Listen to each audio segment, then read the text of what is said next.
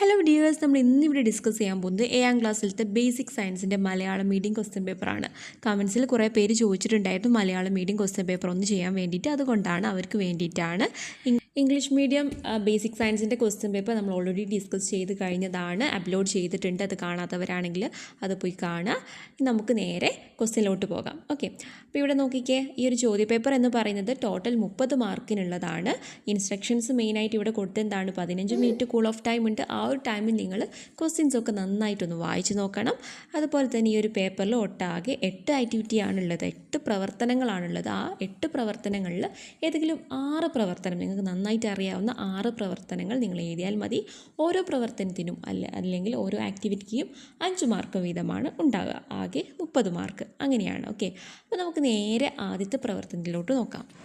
അപ്പോൾ ഇവിടെ പ്രവർത്തനം 1-ത്തെ ചോദ്യമാണ്. ഗാന്ധി ജയന്തി ദിനത്തിൽ ശുചിത്വ വാരാഘോഷത്തിൻ്റെ ഭാഗമായി നടത്തപ്പെട്ട ശുചീകരണത്തിൽ ശേഖരിച്ച പേപ്പർ, വാഴയില, plastic cover, mobile phone battery, പിന്നെ paper cup, thermocol, plastic bottle, bulb, ചില്ല് കഷ്ണം, ചെരുപ്പ്, ബാഗ്, പിന്നെ മിഠായി കവറുകൾ എന്നിവ ഉചിതമായ കൂട്ടങ്ങൾ ആക്കുക എന്നാണ് ഇവിടുത്തെ ചോദ്യം. അപ്പോൾ ഇവിടെ എന്താണ് പറഞ്ഞിട്ടുള്ളത്, ഗാന്ധി ജയന്തി വാരാഘോഷത്തിൻ്റെ ഭാഗമായിട്ട് കുറച്ച് വേസ്റ്റുകളൊക്കെ വൃത്തിയാക്കുന്നതിൻ്റെ ഭാഗമായിട്ട് കുറച്ച് വേസ്റ്റുകളൊക്കെ കിട്ടിയിട്ടുണ്ട്, മാലിന്യങ്ങളൊക്കെ കിട്ടിയിട്ടുണ്ട്. അതാണ് ഇവിടെ പറഞ്ഞിട്ടുള്ളത്. അത് നമ്മൾ എന്ത് ചെയ്യണം, നിങ്ങളുടെ ടെക്സ്റ്റ് ബുക്കിൽ നമ്മൾ ആ ഒരു പാഠത്തിൽ പഠിച്ചിട്ടുണ്ടായിരുന്നു. മാലിന്യങ്ങൾ 3 വ്യത്യസ്ത ഗ്രൂപ്പുകളാക്കുന്നുണ്ട്. എന്തൊക്കെയായിരുന്നു, ജൈവ മാലിന്യം, പിന്നെ അജൈവ മാലിന്യം, പിന്നെ അപകടകരമായിട്ടുള്ള മാലിന്യം. അപ്പം ഇങ്ങനെ 3 തരത്തിൽ വേർതിരിച്ചിട്ടുണ്ടായിരുന്നു മാലിന്യങ്ങൾ. അപ്പോൾ ഇത് ഇവിടെ പറഞ്ഞിട്ടുള്ള ഈ മാലിന്യങ്ങളൊക്കെ ഈ 3 ഗ്രൂപ്പിലാക്കി മാറ്റാനാണ് ഇവിടുത്തെ ചോദ്യം എന്ന് പറയുന്നത്. ആദ്യം ജൈവ മാലിന്യം അല്ലേ, ആൻസർ അവിടെ തൊട്ട് താഴെ കൊടുത്തിട്ടുണ്ട്. ജൈവ മാലിന്യം എന്ന് പറഞ്ഞാൽ മണ്ണിലേക്ക് ലയിച്ച് ചേരുന്നവയാണ്. അപ്പോൾ അതിൽ വരുന്ന എന്തൊക്കെയാണ്, പേപ്പർ, വാഴയില, ഓക്കെ, അതേപോലെ പിന്നെ പേപ്പർ കപ്പ് അല്ലേ, പേപ്പർ കപ്പും അതിൽ വരുന്നതാണ്. അത് അവിടെ ഒരു ചെറിയൊരു മിസ്റ്റേക്ക് പറ്റിയിട്ടുണ്ട്. അപ്പോൾ പേപ്പർ കപ്പും നിങ്ങൾക്ക് അവിടെ ഉൾക്കൊള്ളിക്കാം. ഇനി രണ്ടാമത് അജൈവ മാലിന്യം എന്ന് പറഞ്ഞാൽ മണ്ണിലേക്ക് ലയിച്ച് ചേരാത്തവ ആണ്. ഓക്കെ, മണ്ണിലേക്ക് ലയിച്ച് ചേരാത്ത പിന്നെ മാലിന്യങ്ങളെയാണ് നമ്മൾ അജൈവ മാലിന്യം എന്ന് പറയുന്നത്. അപ്പോൾ അതിൽ വരുന്നതാണ് പ്ലാസ്റ്റിക്, ചില്ല് കഷ്ണം, പിന്നെ തെർമോക്കോൾ, പ്ലാസ്റ്റിക് ബോട്ടിൽ, ചെരുപ്പ്, ബാഗ്. ഇതൊക്കെ എന്താണ്, പേപ്പർ കപ്പ് അതിൽ വരില്ല കേട്ടോ. അപ്പോൾ ഇതൊക്കെയാണ് മണ്ണിലേക്ക് ലയിച്ച് ചേരാത്തവ. പ്ലാസ്റ്റിക്, അതേപോലെ പ്ലാസ്റ്റിക് ഉൽപ്പന്നങ്ങളും ചെരുപ്പ്, റബ്ബറൊക്കെ എന്താണ്, മണ്ണിലേക്ക് പെട്ടെന്നൊന്നും ലയിച്ച് ചേരാത്തവയാണ്. അപ്പോൾ അതൊക്കെയാണ് ഈ അജൈവ മാലിന്യത്തിൽ ഉൾപ്പെടുത്തേണ്ടത്. പിന്നെ മൂന്നാമത്തത് അപകടകരമായിട്ടുള്ള മാലിന്യം. അതിൽ വരുന്നത് മൊബൈൽ ഫോൺ ബാറ്ററി, പിന്നെ അതേപോലെ എന്താണ് ബൾബ്. ഓക്കെ, ബൾബ് അതിൽ ഉൾപ്പെടുത്തിയിട്ടില്ല, മറന്നുപോയതായിരിക്കും. അപ്പോൾ ബൾബൊക്കെ അതിൽ എഴുതാവുന്നതാണ്. അപകടകരമായ മാലിന്യം എന്ന് പറയുമ്പോൾ പൊട്ടിത്തെറിക്കുന്നവ അല്ലെങ്കിൽ രാസപദാർത്ഥങ്ങളൊക്കെയുള്ള മാലിന്യങ്ങളെയാണ് നമ്മൾ അപകടകരമായ മാലിന്യത്തിൽ ഉൾപ്പെടുത്തുന്നത്. ഈ ഒരു ചോദ്യം എന്ന് പറയുന്നത് വളരെ പ്രധാനപ്പെട്ടിട്ടുള്ളതാണ്. ഈ ഒരു ചോദ്യം നിങ്ങൾക്ക് മെയിൻ എക്സാമിന് പ്രതീക്ഷിക്കാം. ഓക്കെ, അപ്പോൾ നിങ്ങളിവിടെ മനസ്സിലാക്കി വെക്കേണ്ടത് ജൈവ മാലിന്യം എന്താണ്, അജൈവ മാലിന്യം എന്താണ്, അതേപോലെ അപകടകരമായിട്ടുള്ള മാലിന്യം എന്താണെന്നൊക്കെ ഒന്ന് മനസ്സിലാക്കി വെക്കുന്നത് നല്ലതാണ്. ഇനി ബി ചോദ്യമാണ്, മാലിന്യങ്ങളെ ശാസ്ത്രീയമായി വേർതിരിക്കുന്നതിൻ്റെ പ്രാധാന്യം എന്താണ്.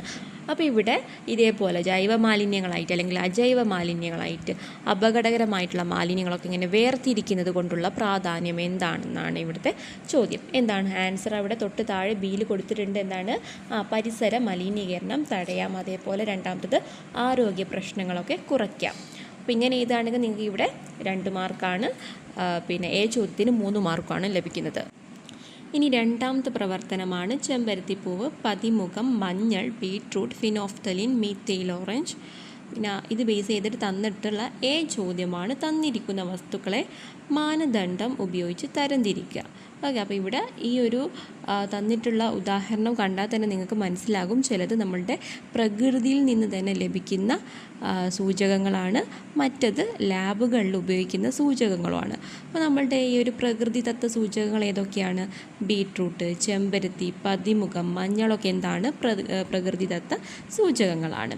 എന്നാൽ ഈ ഫിനോഫ്തലിൻ അതേപോലെ തന്നെ മീത്തൈൽ ഓറഞ്ചൊക്കെ ലാബോറട്ടറി സൂചകങ്ങളാണ്. അപ്പോൾ ഇങ്ങനെ എഴുതുകയാണെങ്കിൽ നിങ്ങൾക്ക് ഇവിടെ 2 മാർക്കാണ് ലഭിക്കുന്നത്. ഇനി ഇവിടുത്തെ ബി ചോദ്യം, ചെമ്പരത്തി ഉരച്ച പേപ്പറിൽ നാരങ്ങ നീര് ചേർക്കുമ്പോൾ വർണ്ണ പരിവർത്തനം സംഭവിക്കുന്നുണ്ടോ, ഇതിൻ്റെ ശാസ്ത്രീയ കാരണം വിശദീകരിക്കാനാണ്. അപ്പോൾ ഇവിടുത്തെ ഉത്തരം എന്താണ്? അത് മാറ്റം സംഭവിക്കുന്നുണ്ട് അല്ലേ. അതായത് ചെമ്പരത്തി ഉരച്ച പേപ്പറിൽ നാരങ്ങ നീര് ചേർക്കുമ്പോൾ പേപ്പർ ചുവന്ന നിറത്തിലോട്ടായിട്ട് മാറുന്നതായിട്ട് നമുക്ക് കാണാൻ പറ്റും. കാരണം എന്താണ്? നാരങ്ങ നീരിലുള്ള സിട്രിക് ആസിഡ് നീല ലിറ്റ്മസിനെ ചുവപ്പ് ആക്കി മാറ്റുന്നുണ്ട്. ഓക്കെ, മനസ്സിലായോ? അതായത് ചെമ്പരത്തി പേപ്പർ എന്ന് പറഞ്ഞാൽ എന്താണ്? ഒരു ചെമ്പരത്തി എടുത്ത് നല്ലൊരു വെള്ള പേപ്പറിൽ ഉരയ്ക്കുകയാണെങ്കിൽ, ഓക്കെ, ഉരച്ചാൽ നമുക്കൊരു നീല നിറത്തിലോട്ടായിട്ട് കിട്ടും. അത് ഉണങ്ങിക്കഴിഞ്ഞാൽ ഒരു നീല നിറത്തിലായിട്ട് കിട്ടും. ഓക്കെ, ഇനി നമ്മൾ ആ ഒരു നീല നിറത്തിലുള്ള അല്ലെങ്കിൽ ചെമ്പരത്തി പേപ്പറിലേക്ക് നാരങ്ങ നീര് ഉരയ്ക്കുകയാണെങ്കിൽ അതൊരു ചുവന്ന നിറത്തിലോട്ടായിട്ട് മാറുന്നതായിട്ട് നമുക്ക് കാണാൻ പറ്റും. കാരണം എന്താണ്? ഈ നാരങ്ങ നീരിൽ സിട്രിക് ആസിഡ് അടങ്ങിയിട്ടുണ്ട്. ആ ആസിഡാണ് ഈ ചെമ്പരത്തി പേപ്പറിനെ ചുവന്ന നിറത്തിലോട്ടാക്കി മാറ്റുന്നത്. ഇനി അടുത്തത് പ്രവർത്തനം 3 ഒരു ക്ലാസ്സിലെ കുട്ടികളുടെ സാധാരണഗതിയിലെ ഹൃദയ സ്പന്ദന നിരക്ക്. ഓക്കെ, അപ്പോൾ ഇവിടെ ഈ ഒരു പട്ടികയിൽ കാണിച്ചിട്ടുള്ളത് സാധാരണ കുട്ടികളുടെ, അതായത് ഇവിടെ തന്നിട്ടുള്ള ഈ കുട്ടികളുടെ ഹൃദയസ്പന്ദന നിരക്ക്, അതേപോലെ തന്നെ പൾസ് നിരക്കുമാണ് ഈ ഒരു ആദ്യത്തെ പട്ടികയിൽ കാണിച്ചിട്ടുള്ളത്. രണ്ടാമത്തെ പട്ടികയിലാണെങ്കിൽ സ്കൂൾ ഗ്രൗണ്ടിൽ ഓടിക്കളിച്ചതിന് ശേഷമുള്ള ഹൃദയസ്പന്ദന നിരക്കാണ്. ഓക്കെ, അപ്പോൾ ഇവിടെ നോക്കിക്കുക, 2 പട്ടികയും നിങ്ങളൊന്ന് നിരീക്ഷിക്കുക, എന്താണ് വ്യത്യാസമെന്ന് മനസ്സിലാക്കുക. അതായത് ആദ്യത്തേതിൽ സാധാരണ ഗതിയിൽ ഹൃദയസ്പന്ദന നിരക്ക്, രണ്ടാമത്തേതിൽ ആ സെയിം കുട്ടികൾ തന്നെ സ്കൂൾ ഗ്രൗണ്ടിലൂടെ ഓടിക്കളിച്ചതിന് ശേഷമുള്ള ഹൃദയ സ്പന്ദന നിരക്ക്, അതേപോലെ പൾസ് നിരക്കുമാണ്. നമുക്കറിയാം ഹൃദയസ്പന്ദന നിരക്കും പൾസ് നിരക്കും എന്താണ്? എപ്പോഴും സെയിം ആയിരിക്കും. അപ്പോൾ 2 പട്ടിക നിങ്ങൾ നിരീക്ഷിച്ചല്ലേ? ഓടിക്കളിച്ചതിന് ശേഷമുള്ള ഹൃദയസ്പന്ദന നിരക്ക് കൂടിയതായിട്ട് നമുക്ക് കാണാൻ പറ്റുന്നുണ്ട് അല്ലേ. അപ്പോൾ ഇവിടുത്തെ ചോദ്യമാണ്, മുകളിൽ നൽകിയിരിക്കുന്ന പട്ടികകൾ അപഗ്രന്ഥിച്ച് നിഗമനത്തിൽ എത്താനാണ് പറഞ്ഞത്. അപ്പോൾ അതിൻ്റെ ആൻസറാണ് അവിടെ കൊടുത്തത്. സാധാരണഗതിയിൽ ഹൃദയസ്പന്ദന നിരക്കും പൾസ് നിരക്കും തുല്യമാണ്. എന്നാൽ കഠിന പ്രവർത്തനങ്ങളിൽ ഏർപ്പെടുമ്പോൾ രക്തയോട്ടം വർദ്ധിക്കുന്നു, ഊർജ്ജക്ഷമത കൂടുന്നു, ഹൃദയത്തിൻ്റെ പ്രവർത്തന നിരക്ക് കൂടുന്നു, തത്ഫലമായി ഹൃദയസ്പന്ദന നിരക്ക് കൂടുന്നു. മനസ്സിലായല്ലോ?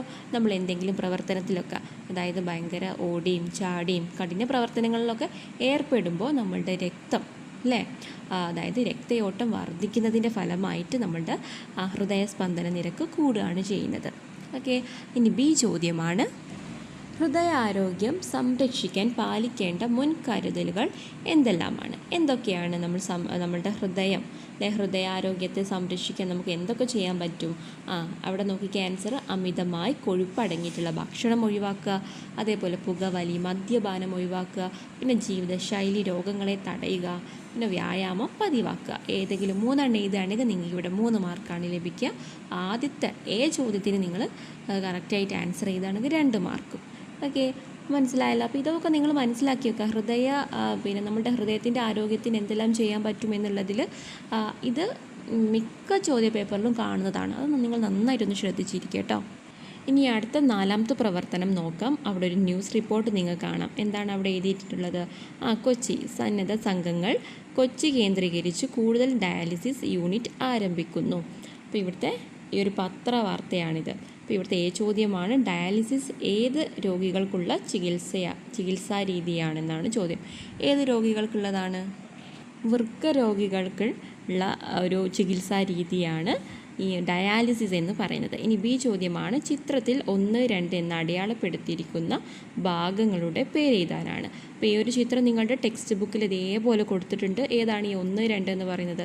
ഈ 1 എന്ന് പറയുന്നത് വൃക്കയാണ്, 2 എന്ന് പറയുന്നത് മൂത്രാശയമാണ്.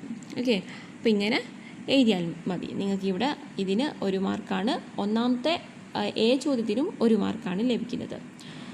സി ചോദ്യമാണ്, മനുഷ്യ ശരീരത്തിലെ മറ്റു വിസർജന അവയവങ്ങൾ ഏതെല്ലാമാണ്? ഏതൊക്കെയാണ് ഈ വൃക്കയല്ലാത്ത മറ്റ് വിസർജന അവയവങ്ങൾ എന്ന് പറയുന്നത്? ത്വക്ക്, കരൾ, പിന്നെ അതേപോലെ ശ്വാസകോശം. അപ്പോൾ അത് ഈ ത്വക്കിലൂടെ എന്ത് വിസർജന വസ്തുവാണ് പുറന്തള്ളപ്പെടുന്നത്? വിയർപ്പാണ് അല്ലേ. കരളിലൂടെ യൂറിയ, അതേപോലെ ശ്വാസകോശത്തിലൂടെ നമ്മുടെ കാർബൺ ഡയോക്സൈഡൊക്കെ പുറന്തള്ളപ്പെടുന്നത്. ഇതൊക്കെ നിങ്ങളൊന്ന് ജസ്റ്റ് ഒന്ന് മനസ്സിലാക്കി വെക്കുക കേട്ടോ. ഇനി അടുത്ത പ്രവർത്തനം നോക്കാം. പ്രവർത്തനം 5 മാർക്കറ്റിൽ നിന്ന് വാങ്ങിയ ഐസിട്ട മത്സ്യം പാചകം ചെയ്യുന്നതിന് മുമ്പ് കുറേ തവണ കഴുകണമെന്ന് അമ്മ പറഞ്ഞു. അതിൽ ഏതോ രാസവസ്തുവിൻ്റെ സാന്നിധ്യമുണ്ടെന്ന് അമ്മ സംശയിച്ചു. ചോദ്യമാണ്, ഈ സംശയം ശരിയാണോ? എന്താണ് ആൻസർ? ശരിയാണല്ലേ. ബി ചോദ്യമാണ് എന്തായിരിക്കും കാരണം? കാരണം എന്താണ്? ഉത്തരം അവിടെ നോക്കിക്കേ. മീൻ കേടുകൂടാതെ സൂക്ഷിക്കുന്നതിന് ഉപയോഗിക്കുന്ന ഐസ് ഘനീപ്പിക്കുന്നതിന് ചേർക്കുന്ന അമോണിയം ക്ലോറൈഡ് എന്ന രാസവസ്തുവാണ്. ചെറിയ അളവിൽ പോലും അത് ക്യാൻസറിന് കാരണമാകും. അതായത് നമ്മുടെ ഈ ഒരു ഐസൊക്കെ പെട്ടെന്നൊന്നും എന്താണ് ഘനീഭവിച്ച് പോവാതിരിക്കാൻ അല്ലെങ്കിൽ ഉരുകി പോവാതിരിക്കാൻ വേണ്ടിയിട്ട് ചേർക്കുന്ന ഒരു രാസവസ്തു, അതിൻ്റെ പേരാണ് അമോണിയം ക്ലോറൈഡ് എന്ന്. അപ്പോൾ അത് ഈ ഒരു ഐസിലൊക്കെ ചേർക്കുന്നുണ്ട്. ഈ ഐസിട്ട മീനുകളാണ് നമ്മളുടെ വീട്ടിലൊക്കെ എത്തുന്നത്. അപ്പോൾ നന്നായിട്ട് കഴുകിയാൽ മാത്രമേ ഈ ഒരു രാസവസ്തു അതിൽ നിന്ന് പോവുകയുള്ളൂ. അപ്പോൾ ഇതൊക്കെ നമ്മുടെ ശരീരത്തിൽ ഇപ്പോൾ നന്നായിട്ട് കഴുകുന്നില്ല എങ്കിൽ നമ്മുടെ ശരീരത്തിൽ എത്തിയാൽ, അത് കുറഞ്ഞ അളവിൽ തന്നെ എത്തിയാൽ ക്യാൻസർ പോലത്തെ മാരകമായിട്ടുള്ള അസുഖത്തിന് കാരണമാവും. ഓക്കെ, അപ്പോൾ നിങ്ങൾ നിങ്ങളുടേതായിട്ടുള്ള രീതിയിൽ എഴുതിയാൽ നിങ്ങൾക്ക് അവിടെ മാർക്ക് ലഭിക്കുന്നതാണ് കേട്ടോ. ഇനി സി ചോദ്യമാണ്, മത്സ്യം ദീർഘനാൾ കേടുകൂടാതെ സൂക്ഷിക്കാൻ എന്തൊക്കെ മാർഗ്ഗങ്ങൾ സ്വീകരിക്കാം? എന്തൊക്കെ മാർഗ്ഗങ്ങൾ നമുക്ക് സ്വീകരിക്കാം? ആൻസർ നോക്കിക്കേ. ഉണക്കി സൂക്ഷിക്കാം, അതേപോലെ ഉപ്പിലിട്ട് സൂക്ഷിക്കാം, പിന്നെ ഫ്രിഡ്ജിൽ വെച്ച് സൂക്ഷിക്കാം, പിന്നെ അച്ചാറിട്ട് സൂക്ഷിക്കാം. ഇതൊക്കെ നിങ്ങൾക്ക് അവിടെ എഴുതാട്ടോ. ഇതൊക്കെ ഒരു പ്രധാനപ്പെട്ടിട്ടുള്ളതാണ്. ഇപ്പോൾ മീൻ തന്നെ ആയിരിക്കില്ല നിങ്ങളോട് ചോദിക്കുക, ഏതെങ്കിലും പിന്നെ പച്ചക്കറികളായിക്കോട്ടെ, ഇനി ഫ്രൂട്ട്സ് ആയിക്കോട്ടെ, ഇതൊക്കെ എങ്ങനെ നമുക്ക് ദീർഘനാൾ സൂക്ഷിക്കാം എന്നുള്ളതിന് ഇതൊക്കെ നിങ്ങൾക്ക് എഴുതാവുന്നതാണ്. ഇനി അടുത്തത് പ്രവർത്തനം 6 അടുക്കളയുടെ പിന്നാമ്പുറത്ത് തനിയെ മുളച്ച ഒരു മത്തവള്ളി നന്നായി പടർന്നു വളർന്നു എങ്കിലും കായ്കൾ 2-3 മാത്രമാണ് ഉണ്ടായത്. ബാബു പറഞ്ഞത് കേട്ടല്ലോ. അതിൻ്റെ എ ആണ്. എന്തുകൊണ്ടായിരിക്കും അതിൽ ധാരാളം കായ്കൾ ഉണ്ടാകാതിരുന്നത്? അപ്പോൾ ഇവിടെ എന്താണ് പറഞ്ഞത്? അടുക്കളൻ്റെ പിന്നാമ്പുറത്ത് തനിയെ, അല്ലേ, ആരും നട്ടതൊന്നുമല്ല, തനിയെ മുളച്ചുണ്ടായിട്ടുള്ള ഒരു മത്തൻ വള്ളിയാണ്. അപ്പോൾ അതിൽ എന്താണ് 2-3 കായ്കൾ മാത്രമേ ഉണ്ടായിട്ടുള്ളൂ. അപ്പോൾ അതിൻ്റെ കാരണം എന്തായിരിക്കും? ധാരാളം ഉണ്ടാവാതെ 2-3 കായ്കൾ മാത്രം ഉണ്ടാവാനുള്ള കാരണം എന്തായിരിക്കും? അപ്പോൾ അതിൻ്റെ ആൻസറായിട്ട് നമുക്ക് എന്തൊക്കെ പറയാം? പരിചരണക്കുറവ് ഒന്ന് കാരണമാകാം. രണ്ടാമത്തത് അതുൽപാദന ശേഷിയില്ലാത്ത വിത്തിനമായിരിക്കാം. അപ്പോൾ നല്ല വിത്തൊന്നും അല്ലെങ്കിൽ ഈ 2-3 കായ്കളൊക്കെ ഉണ്ടാവുള്ളൂ. പിന്നെ വേണമെങ്കിൽ നിങ്ങൾക്ക് ആവശ്യത്തിന് സൂര്യപ്രകാശം ലഭിക്കാത്തത് കൊണ്ടാവാം, വളം ആവശ്യത്തിന് ലഭിക്കാത്തത് കൊണ്ട്, വെള്ളം ആവശ്യത്തിന് ലഭിക്കാത്തത് കൊണ്ടൊക്കെ നിങ്ങൾക്ക് അവിടെ എഴുതാവുന്നതാണ്.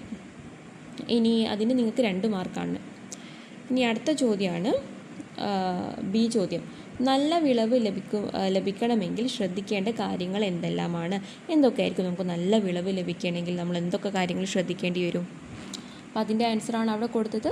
നല്ല വളക്കൂറുള്ള മണ്ണായിരിക്കണം, അതേപോലെ തന്നെ അനുയോജ്യമായിട്ടുള്ള കാലാവസ്ഥയാണ്, പിന്നെന്താണ് നല്ല വിത്തുകളും നടീൽ വസ്തുക്കളുമായിരിക്കണം, പിന്നെ ആവശ്യത്തിന് നന്നായിട്ട് വളം ലഭിക്കുന്നതായിരിക്കണം. അപ്പോൾ ഇതൊക്കെയാണെങ്കിൽ എന്താണ് നമുക്ക് നല്ല കായ്ഫലം ലഭിക്കുന്നതാണ്. അപ്പോൾ ഇതിലേതെങ്കിലുമൊക്കെ പോയിന്റുകൾ നിങ്ങൾ എഴുതുകയാണെങ്കിൽ ഇവിടെ നിങ്ങൾക്ക് 3 മാർക്കാണ് ലഭിക്കുന്നത്. അങ്ങനെ ടോട്ടൽ ഈ ഒരു പ്രവർത്തനത്തിന് 5 മാർക്ക്. ഇനി അടുത്തത് പ്രവർത്തനം എ ആണ്. ഇവിടെ നിങ്ങൾക്കൊരു ചിത്രം കാണാം അല്ലേ?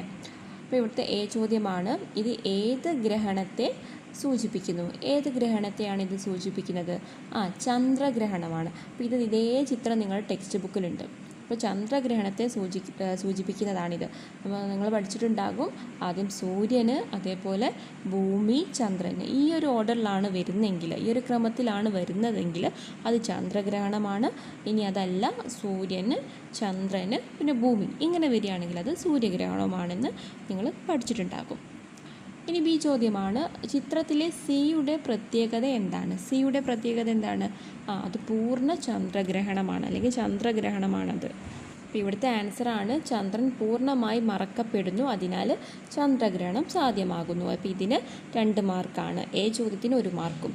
ഇനി ഇവിടുത്തെ സി ചോദ്യമാണ്, ചന്ദ്രഗ്രഹണം നേരിട്ട് നിരീക്ഷിക്കാം, എന്നാൽ സൂര്യഗ്രഹണം നേരിട്ട് നിരീക്ഷിക്കരുത്. സൂര്യഗ്രഹണ നിരീക്ഷണ മാർഗ്ഗങ്ങൾ എന്തൊക്കെയാണ്? അപ്പോൾ സൂര്യഗ്രഹണ നിരീക്ഷണ മാർഗ്ഗങ്ങൾ എന്തൊക്കെയാണ്? ഇത് ടെക്സ്റ്റ് ബുക്കിൽ നമ്മൾ പഠിച്ചിട്ടുണ്ട്. എന്തൊക്കെയാണ്? സോളാർ ഫിൽറ്റർ, പിന്നെ ഹോൾ പ്രൊജക്ടർ, പിന്നെ ടെലിസ്കോപ്പ്, ഇതൊക്കെ യൂസ് ചെയ്യാം. ഇതിലേതെങ്കിലും 2 എഴുതാണെങ്കിൽ നിങ്ങൾക്ക് 2 മാർക്ക് ലഭിക്കും. ഇനി അടുത്തത് ഇവിടുത്തെ ലാസ്റ്റ് പ്രവർത്തനമാണ്, പ്രവർത്തനം 8 അപ്പോൾ ഇവിടെ ഒരു ചിത്രം തന്നിട്ടുണ്ട് അല്ലേ? ഈ ഒരു ചിത്രം എന്ന് പറയുന്നത് ഏതൊരു ജലാശയം മലിനീകരണപ്പെട്ടിട്ടുള്ളൊരു ചിത്രമാണ്. അപ്പോൾ ഇവിടെ നോക്കിക്കേ, ചോദ്യമാണ്, ജലാശയത്തിന് ഇന്നത്തെ അവസ്ഥയ്ക്ക് കാരണം എന്താണ്? അപ്പോൾ ഇന്നത്തെ അവസ്ഥയ്ക്ക് കാരണം എന്താണ്? അതിൻ്റെ ആൻസറാണ് അവിടെ കൊടുത്തത്.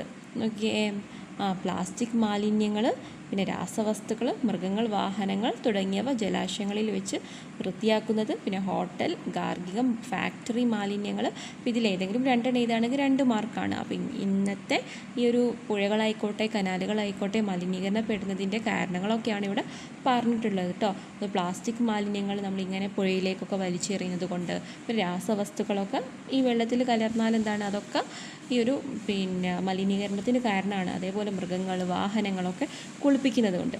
ഓക്കെ, വാഹനത്തിലെ ഓയിലൊക്കെ വെള്ളത്തിലാവുന്നത് മലിനീകരണത്തിന് കാരണമാണ്. അതേപോലെ ഈ സോപ്പൊക്കെ വെള്ളത്തിൽ ചേരുന്നത് എന്താണ്, മലിനീകരണപ്പെടുന്നതിന് കാരണമാകും. ഇനി ബി ചോദ്യമാണ്, ജലമലിനീകരണം തടയാനുള്ള മാർഗ്ഗങ്ങൾ എന്തെല്ലാമാണ്? എന്തൊക്കെ നമുക്ക് ചെയ്യാൻ പറ്റും? ഇങ്ങനെ ജലമലിനീകരണം തടയാൻ വേണ്ടിയിട്ട് നമുക്ക് എന്തൊക്കെ ചെയ്യാൻ പറ്റും? പ്ലാസ്റ്റിക് മാലിന്യങ്ങൾ ശാസ്ത്രീയമായി വേർതിരിച്ച് സംസ്കരിക്കുക. അതേപോലെ ഫാക്ടറികളിൽ നിന്ന് രാസമാലിന്യങ്ങൾ ഒഴിവാക്കി ശുദ്ധജലം മാത്രം പുറത്തേക്ക് ഒഴുക്കുക. പിന്നെ മൃഗങ്ങൾ, വാഹനങ്ങൾ എന്നിവ ജലാശയങ്ങളിൽ കഴുകാതിരിക്കുക. അപ്പോൾ ഇങ്ങനെ പോയിന്റുകൾ നിങ്ങൾ എഴുതുകയാണെങ്കിൽ 3 പോയിൻ്റാണ്. ഓരോരോ പോയിൻറ്റിന് ഓരോരോ മാർക്ക് വീതമാണ്. 3 മാർക്കാണ് ഈ ഒരു ബി ചോദ്യത്തിന് ഉള്ളത്. അപ്പോൾ നിങ്ങൾക്ക് ഇഷ്ടമുള്ള പോയിൻ്റ്, അതായത് ഈ ജലമലിനീകരണവുമായിട്ട് ബന്ധപ്പെട്ട് നമുക്ക് എങ്ങനെയൊക്കെ തടയാനാകും എന്നുള്ളത് നിങ്ങളുടേതായിട്ടുള്ള പോയിൻറ്റുകളൊക്കെ എഴുതുകയാണെങ്കിൽ നിങ്ങൾക്ക് ഇവിടെ മാർക്ക് ലഭിക്കുന്നതാണ് കേട്ടോ. അപ്പോൾ ഈ ഒരു ആക്ടിവിറ്റിക്ക് മുഴുവനായിട്ട് 5 മാർക്കാണ് ലഭിക്കുന്നത്. അപ്പോൾ ഈ ഒരു ചോദ്യ പേപ്പറിൽ ഇത്രയേ ഉള്ളൂ ചോദ്യങ്ങൾ എന്ന് പറയുന്നത്. സിമ്പിളായിട്ടുള്ള ചോദ്യമാണ്, നിങ്ങൾ ടെക്സ്റ്റ് ബുക്ക് ബേസ് ചെയ്തിട്ട് തന്നെ ചോദിക്കുന്നതാണ്. അപ്പോൾ നിങ്ങൾ എന്ത് ചെയ്യണം, എക്സാമിന് പോകുന്നതിന് മുമ്പ് ടെക്സ്റ്റ് ബുക്കൊക്കെ നന്നായിട്ടൊന്ന് വായിച്ച് നോക്കുക. അതേപോലെ തന്നെ ഇങ്ങനത്തെ ക്വസ്റ്റ്യൻ പേപ്പറൊക്കെ വെച്ചിട്ടൊന്ന് നിങ്ങൾ പ്രാക്ടീസ് ചെയ്യാം. ഓക്കെ, അപ്പോൾ ഇത്രയേ ഉള്ളൂ. അപ്പോൾ എൻ്റെ ചാനൽ ആദ്യമായിട്ടാണ് നിങ്ങൾ കാണുന്നതെങ്കിൽ നിങ്ങൾ ലൈക്ക് ചെയ്യണം, ഷെയർ ചെയ്യണം, അതേപോലെ തന്നെ സബ്സ്ക്രൈബും ചെയ്യണം. പിന്നെ എക്സാം എഴുതുന്ന എല്ലാ മക്കൾക്കും തന്നെ ഓൾ ദ ബെസ്റ്റ്. നന്നായിട്ട് എക്സാം എഴുതാം. Okay, by.